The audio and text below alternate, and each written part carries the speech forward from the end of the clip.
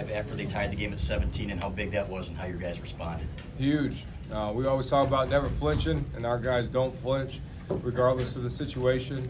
So just such a great response by our guys, and what you expect from a trained group like ours. On the left, John.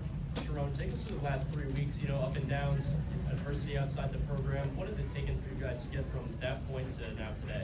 I mean, really the biggest thing is we just try to focus on, what we're working on, keeping the main thing, as our guys say. Not looking too far into the future, not looking at the past, and doing what we can every single day just to get better and attack that moment. So not trying to look at the outside world and what people are saying. We know what we have in that building, and staying together as a group is the most important thing for us. On the right lane. Coach Moore, I'm curious about the play calling today because it was a lot different than what we've seen out of this team the last 2 weeks, especially.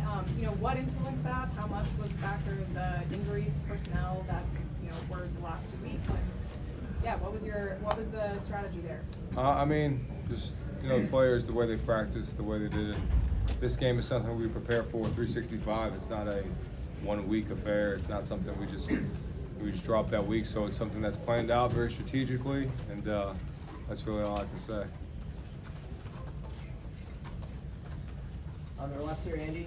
Sherrone, you went for 4th down 3 times in the first half. The guy said you told them you would call the most aggressive game anybody ever called. When you get to that moment though, and it is 4th down, and you're thinking, do I go for some? What was going through your mind? Let's go. That's it. The players just practice so well this week. They practice well every week, and when you have confidence that they're going to execute at a high level, it's just like first down. So I feel like, I told them we were going to be aggressive, wanted to be aggressive, wanted to attack it, and those guys went out there and played their tails off. On the right, Adam.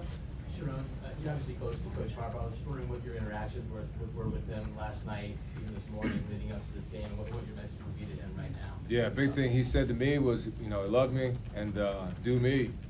And I told him the same thing. I love him, and we got his back. So, and like I said in the interview, we got his back. We'll do anything for him. Players will run through a wall for him, so with the coaches.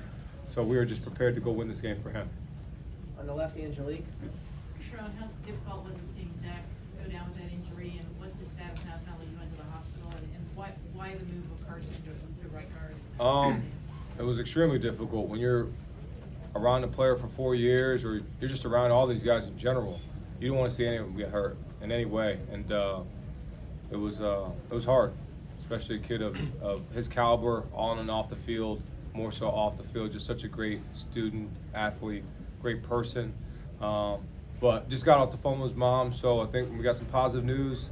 So he'll heal, and he'll be ready to go down the road at some point.